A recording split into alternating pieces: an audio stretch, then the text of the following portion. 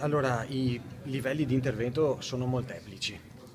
Anzitutto cominciare davvero nei vari livelli istituzionali a mettere da parte la campagna elettorale, la propaganda e la strumentalizzazione, perché questo non serve più a nessuno. Da chi è abituato a guardare i problemi per risolverli bisogna mettersi davanti e le richieste, le segnalazioni che vengono portate, ascoltarle e capire dove intervenire. Allora, sicuramente bisogna intervenire a livello preventivo e quindi a livello di governo centrale intervenire con l'Europa per una condivisione delle linee di strategia e per far forza sull'ONU affinché un contingente venga mandato in Nord Africa e cominciare, ripeto, a livello preventivo a prendere visione di quella che è la situazione lì luogo. Poi nel momento in cui questi sbarchi, questi arrivi non si riescono a fermare, bisogna far fronte alla situazione e la situazione dice che stiamo gestendo davvero con i piedi la situazione, perché ci mettiamo tempi biblici per evadere le pratiche e il riconoscimento dello status di questi soggetti ed è una cosa che impedisce poi di fatto un transito veloce di queste persone all'eventuale smistamento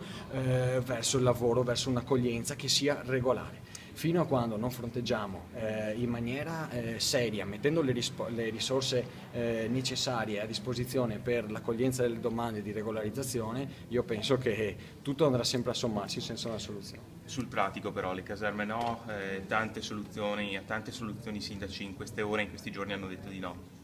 In sostanza cosa si può fare?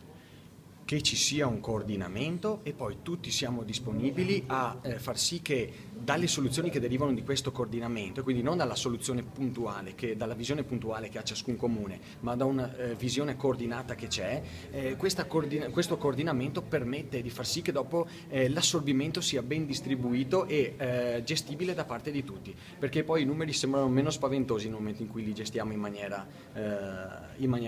gestibile. Insomma. Una piccola tenda fuori ogni municipio? No, sappiamo che i numeri non chiederebbero questo, insomma, io penso che guardando le cose in maniera seria e coordinata riusciremo davvero a far fronte in maniera più gestibile tutto quanto.